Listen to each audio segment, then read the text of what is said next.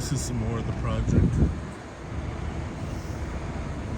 Tennis form. No, this one didn't get done. Some of these, we did the whole, so we did a plan for the whole project, the whole site, and a lot of it never got installed.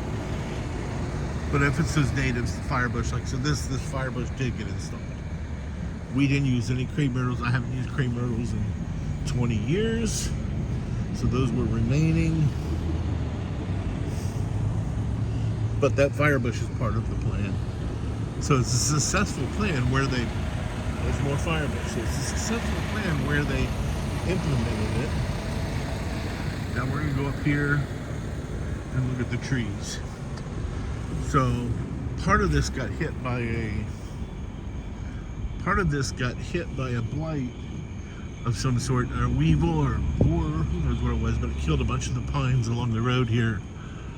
So we're not talking the streetscape, we're talking on that hillside over there. So they had to replace a bunch of them. So any of the smaller trees were the replacements.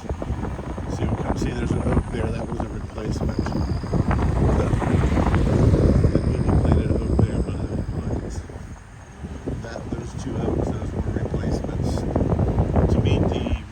Of the city and the county. So right here, that was a whole bunch of pines that all got hit, but the new oaks have seemed to have done well.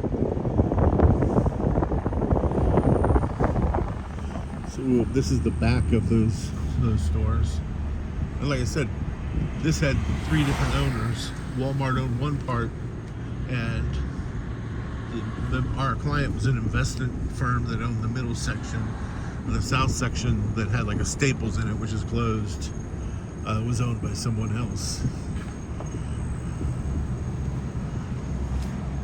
And if they would come back and retrofit this one more time, they could have a maintenance-free parking lot landscape. Spend the extra money on water, make it look lush, and not on landscapers. This actually had the required perimeter hedge, etc. in it, but look, even landscapers are being paid to maintain this, and look, some of the trees didn't survive, and this was put in 5 years ago, and they just leave them there. I guess at least they mow under it, huh?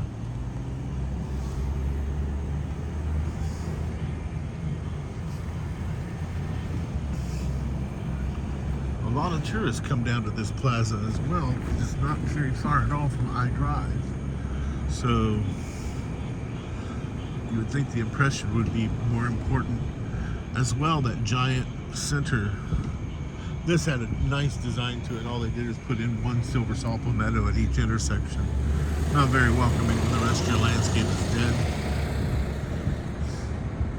So let's go out here and look at the rest of this.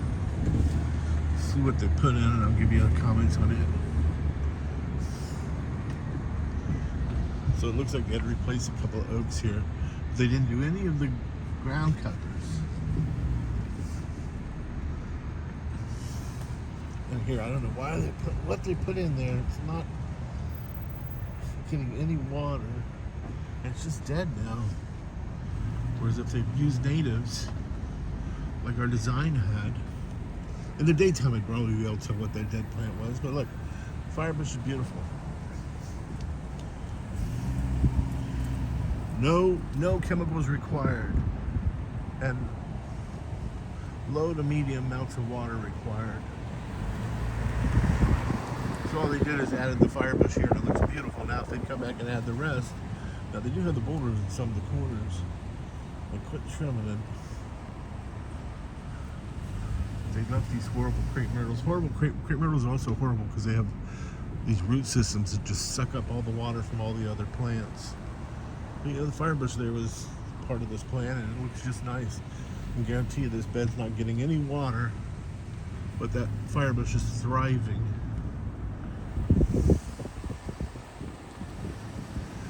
Or if they just spread some wild flower mix seeds in these mulch areas and give it water for 3 weeks.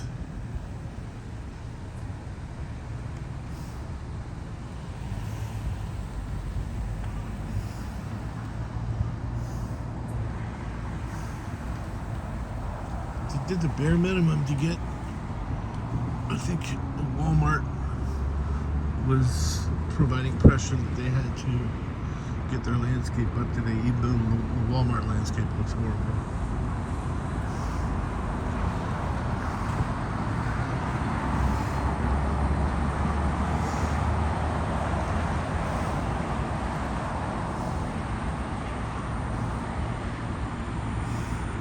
They can spend $800 to $1,000 on wildflower seed, and this would be full of flowers. And then the wildflowers, of course, reseed themselves, and then it would be different flowers coming up at different parts of the season.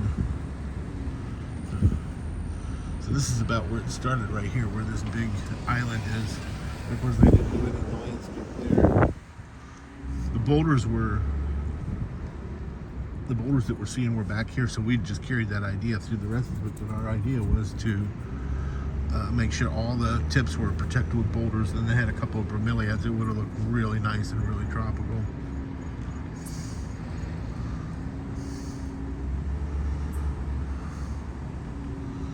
The sad thing is, this is what every shopping center, every mall, every Publix, Walmart landscape looks like in Central Florida.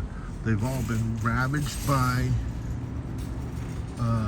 Roundup, and what plants survive get trimmed so they don't have their blooms, and the landscapers do very little replacements, and they replace with plants that they shouldn't be using.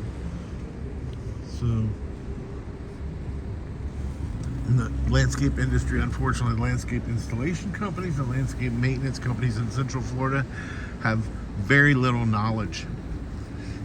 And all they have to do is crack open the internet, yet they don't do it. They crack open a beer instead. Just shows the lack of caring. This one's interesting. Hold on. I got this guy behind me. We'll come up here. And so this is... a lot of this landscape is what had survived.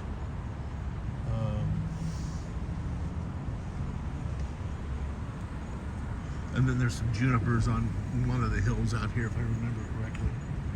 Okay, so this is the Pictus Burma elegans, but we used them in a group of 4. And they look really nice, even though they're not getting the water. But so there's your silver salt palmetto at the end, then the jatropha, of course a crepe myrtle. But on this one, we have the firebush, and it surrounds this group of 4 Pictus Burma elegans. Looks nice, looks tropical. And then you have the Metro T-Mobile saggy flag that I'm sure is drawing in tons of business. Employees should just take that thing and throw it in the trash, but they probably don't even notice it. Everybody's walking around like zombies, not paying attention. But you know what amazes me though, look how dirty this place looks. Look how dirty all these storefront windows are. But if you go on YouTube and drive through Rome, Paris, any international city, even Hollywood, West Hollywood, the shops are thriving, and you won't find a fingerprint on a door, and you won't find a piece of litter anywhere. And this is just lack of maintenance. I can't understand, if you have a business, why you would strive to make your storefront look spectacular. You know, like right here, look at that. Looks nice going down there, look. You can actually see all those. Every once in a while you have one of the old Washingtonias that remain. They continue to use Washingtonias that grow way too fast and end up, you know, 2 get blown over and 1 left from the winds from our storms. Look at this. Talk about how unsafe. K-pop and USA. All just banners on their storefront. It's supposed to have clean storefronts that are inviting and that have open windows with no banners so you can see through. I mean, that's like retail 101.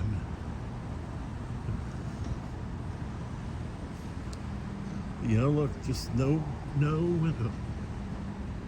Look at this old tape on the storefront. got our restaurant here, and they're trying with some planter pots.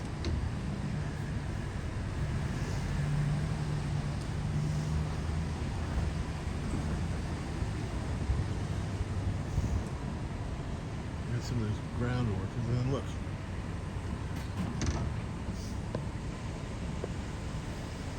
Tape right on the door where you go in. Where all their Visa and MasterCard stickers. Put those things low. Put them on a banner inside. Poster to the side. Can't even read the windows or the hours or the phone number. Just clean all that up. Scrape it off. Get some Windex. Clean it up. Clean up the sidewalk. Get rid of those cigarette butts.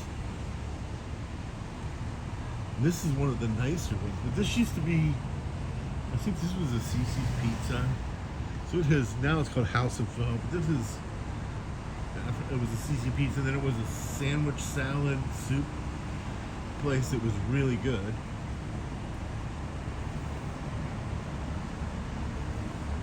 And now it's half dead, half watered plants. But they're trying. Here we go again. We got another one. I guess Cato went out of business. So now it's luxury events and more with paper on the windows. Here we go again. Let's talk about Storefront 101. Pizza, Calzone, Danino's, and it's all window blinds, so you can't even look in and see what their food looks like. So they'll be out of business soon. It's like a recipe that's lasted for hundreds of years, you know, from Europe to Asian countries to here. It's the same. Provide a clean, open storefront. Here we go, Glogo Public Adjuster.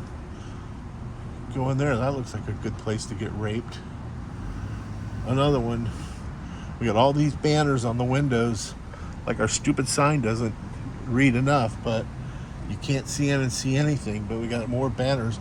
And they have no idea that this is why it's not a walkable plaza. This is why the businesses come and go and fail one after the other, after the other, after the other. Look, you can see through here, they have some, it's a barber. So they have some tinting on the windows, but this one, at least they actually gave it a little thought. It still needs some of the junk removed on it, but they gave it a little thought, like that old heart up there in the corner. What is that about? And some Windex daily. There you go. You can't see in here. Look at the tape all over the windows. A couple of halfway living pots, waiting for someone to pour a little bit of water on them so they can get another week of life out of them.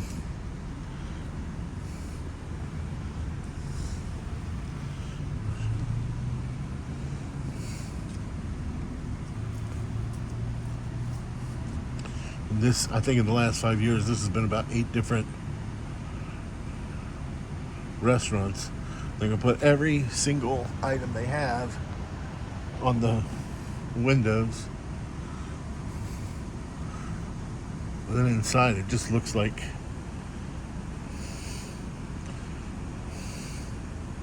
a makeshift movie set or something. It doesn't even look like a welcoming diner on the inside. Storefront 101, storefront design, folks.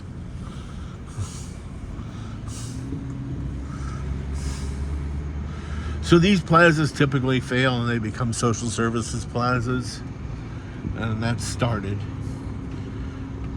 So the failure has started down here where it used to be a office supply store. Now it's OATA, which is, I guess, Orange County something, dealer services. So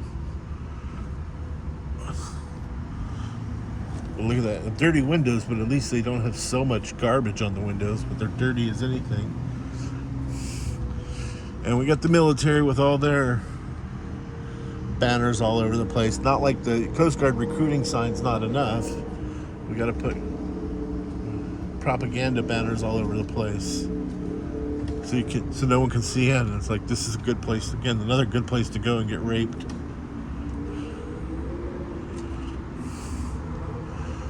wheelchair store. Like they need to put medical players, leaf chairs, bed safety supplies, scooters, wheelchairs, orthopedic pillows. You can see through the window and see what they are. If they get all that signage up there, which is against code. Every square inch of that signage should get measured. But all that's against code. Mobility.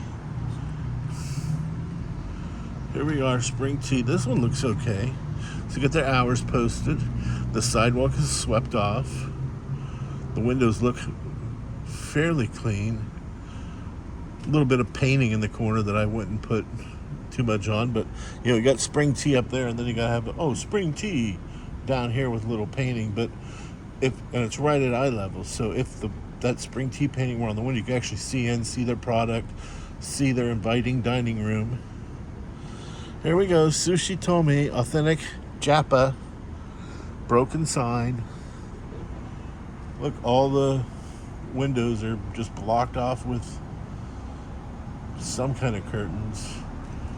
Looks like another good place to get raped. Nails and spa. So you got waxing nails, and it says nails and spa, moonlight. You can't even see in. So you can't tell if it's a safe, inviting spot or not. Is it clean inside? You can't tell.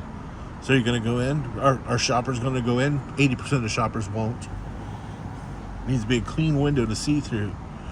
Fusion Express, Asian Fusion. Look, can't even tell what it is. I guess it's rice, noodles, and coffee. But again, the dirty windows, just too much banners. You don't need that. A sign and a clean storefront and a couple of living plants. Maybe a bench. Wow. We'll fill your dining room. In the pedestrian space. There's a pedestrian space, there's a vehicle space, and then there's a store space where you enter. In that pedestrian space, you can put a couple of cafe chairs, put a bench, put a couple of plants.